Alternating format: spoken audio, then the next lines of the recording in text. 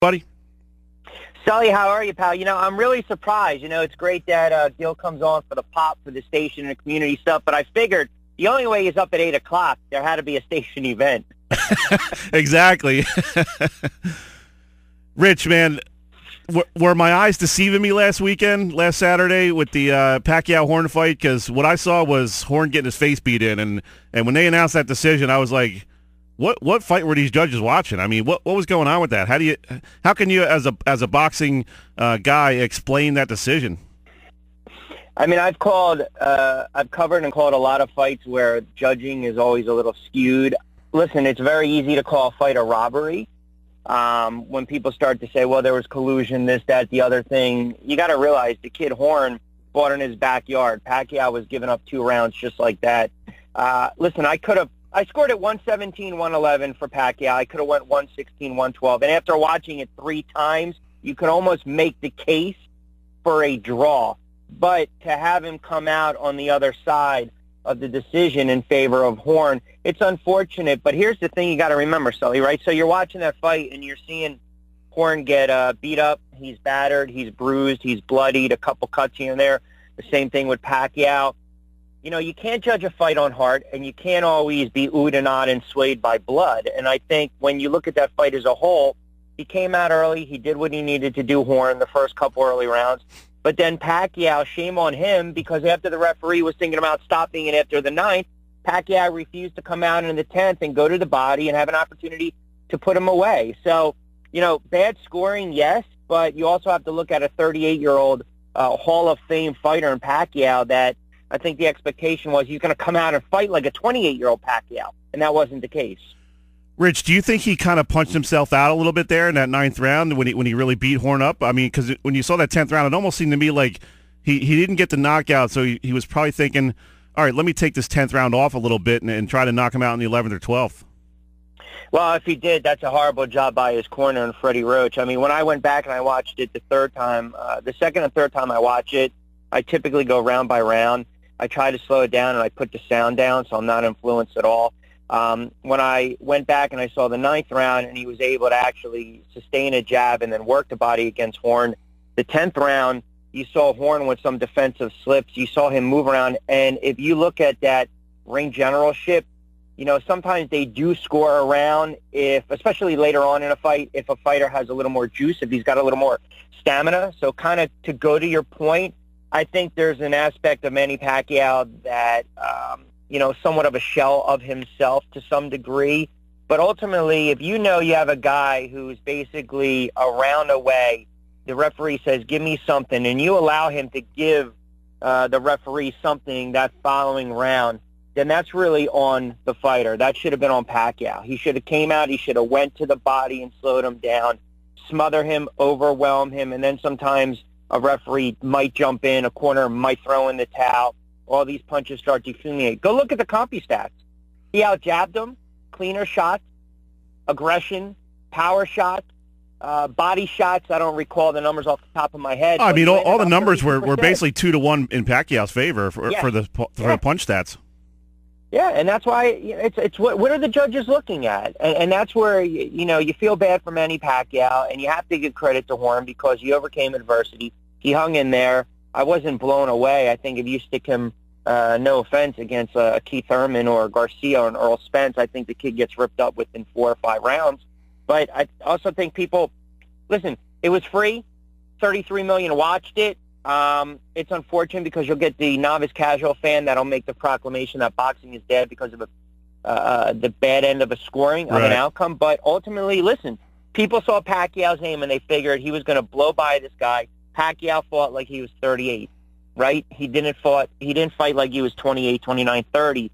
He had an opportunity to close the show, and he hasn't had a knockout in 10 years. So it's like he's just not the same fighter. I'll tell you what, it was really cool having a Saturday night fight, of that magnitude, at least when you're talking name recognition on free ESPN. I mean, I would love to see more of that. It kind of reminded me of the old Friday night fights, back in the 80s. Well, remember, too, years ago, ESPN just needed content for Friday night. So that's when they started the Friday night fight series. But the same thing with Tuesday and Thursday night fights on USC. CBS has put on a couple of fights. I mean, they put on the Garcia-Thurman fight, and that had a wonderful draw, and I think it was 3.5 rating. It hit almost a 4 rating. The share from the 10th and 11th rounds were incredible. Yeah, you're hoping to see that a little more because, like I said, they already sold out GGG and Alvarez, which obviously is going to be pay-per-view. Cotto is supposed to be fighting August 26th. And then, of course, that same night you have some other fights, some MMA guy taking on some boxer that, again, people want to drop $100. Have fun watching that. But, yeah, it's good. You know, you get FS1 puts on fights. Even when we rebroadcast some fights locally in Philly and New Jersey, Comcast puts them on even though they're not live. They're a lot of them are tape delay. CBS is a little different animal. But I certainly think you'll start to see some more free fights on TV, which is always a plus for the boxing fan. Talking with Rich Quinones. He's the host of Middays with Q here on 97.3 ESPN, noon to 2 every weekday. Rich, what's going on locally in the boxing scene? I know we got a couple of guys from local high schools sort of beginning to make a name for themselves. The kid from down in Millville and the kid from St. Augustine Prep. Yeah, you have actually a couple of fighters. Actually, this is a pretty good area for fighters. Talking about those two that you just mentioned, Christian Cardo, that's young bantamweight, undefeated. Yeah, he's got some good knockout power, very good amateur. He'll probably need about 15 to maybe 20 fights if he continues this course to probably have an opportunity for maybe a small regional belt, because in that weight class you don't need to fight a lot. You know, Thomas Lamanna, he's kind of had an up and down career. When he stepped up in weight, he really got destroyed. Showed a lot of heart, but got destroyed by Anton Douglas several years ago on Showtime, and then his weight has been fluctuating. You know, whether he's gone up to 54, back down to 44 to 47. So I know he's got a fight coming up as well in a couple weeks. You got Anthony Juice Young as well from Atlantic City. Dallas Holden is a young kid from Atlantic City, a couple fights under his belt, very good amateur. DeCarlo Perez, another fighter in our backyard. Brandon Barrett up in Long Branch, a heavyweight, also does MMA. So this is a pretty good Derek Webster as well. You know, this is it's people don't realize South Jersey, this area, there are a bunch of very, very good young fighters, especially some of these amateur fighters. I mean, you don't even need to go too far in Jersey, and you look at a guy like Kevin Asmat, you look at a guy like Shakur Stevenson, who obviously fought for gold and lost to Franco in the Olympics, represented the U.S. So, and even in Philly too, Sully, there's a bunch of very good local fighters. Claridge puts on a bunch of shows. I know Tropicana, from what I was told, they're trying to lay the groundwork for maybe not monthly, but every 2 months to bring in some shows down here.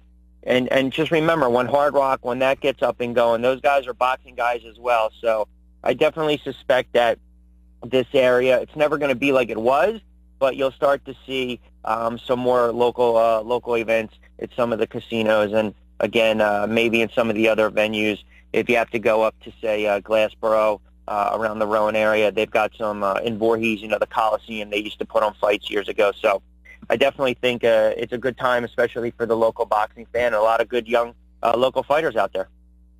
Rich, are you surprised at sort of a little bit of a revitalization with the sport of boxing here in the Atlantic City area? I mean, great history around here with boxing. You surprised some of the younger guys are getting out there and getting after it?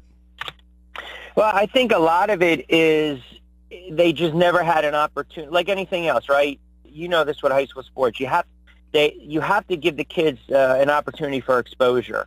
And I can tell you, whether it's the Pleasantville, the Rec, or the AC POW, or the Boys and Girls Club, you know, all these people, all these volunteers, all these coaches, these young trainers, you know, they had boxing in their bloodlines. I'm a gym rat. So I'm always around these gyms, and I always see these young kids, and I work with them. I train them as well. I try to spar with some of these young guys, and we always talk, and they just want an opportunity to showcase their skills. So I think the beauty is when you have an opportunity or you can put on some of these local cards with some of these local promoters, and they have to be good cards. That's the thing. You know, the problem is it's not fair to a fan when you're making them spend $150 and you have 9 fights. Yeah, you'll get a card, you'll get a bout or two that'll blow out. But I'm sorry, it's absolutely BS when all of a sudden you're trying to sell someone a $125, $150 ringside ticket and you only have 4 fights on the card. Now, again, the promoters that I'm talking to, they listen to my show. I've dealt with them over the years. They know who they are. That's not fair to the sport. It's not fair to the kids. It's not fair to the fans because they're spending hard-earned money. They don't want to come back. So it's about the quality of the fights that you're putting on. So when you get some of these young guys who are 3-0, 4-0, 5-1, 4-2, and you match them up against each other, that's good. That's great for them because they get their feet wet and they know how to take a loss. They don't worry about their record. And then you can bring in some other guys from the outside to fill the card. You put on some regional belts. And it's just good. It gives these guys a lot of momentum. So I'm not surprised at all. But to your point, Sully, it'll never go to where it was. Listen, Trump was the one that brought boxing to Atlantic City, let's be honest. Right. And you go to the 70s and 80s. Without him, it ceases to exist.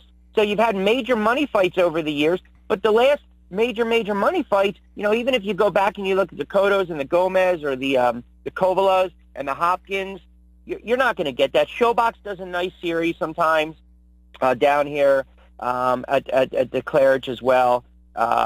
From what I was also told, there's a thought that maybe Borgata is going to try to get their hand in a couple of events, even though, as you know, they do a ton of MMA because I broadcast the CFFC, and those guys do a great job with MMA, and they've cultivated their contacts. So I certainly think once things start to pick up and you have an opportunity to showcase these kids and you get some good return on the investment with these events and the venues and the fans and the fights, then I think everything else will take care of itself. Awesome, Rich. We appreciate you taking a few minutes. Always love talking some boxing, buddy. I know you got to get off to do some more work this morning, but we appreciate you taking a few minutes. All right, you got it, Sully. Always a pleasure, pal. Appreciate it. Thanks, man. Have a good weekend. You too, pal. Be good. That was Rich Q from Middays with Q. Listen in every weekday, noon to 2 p.m.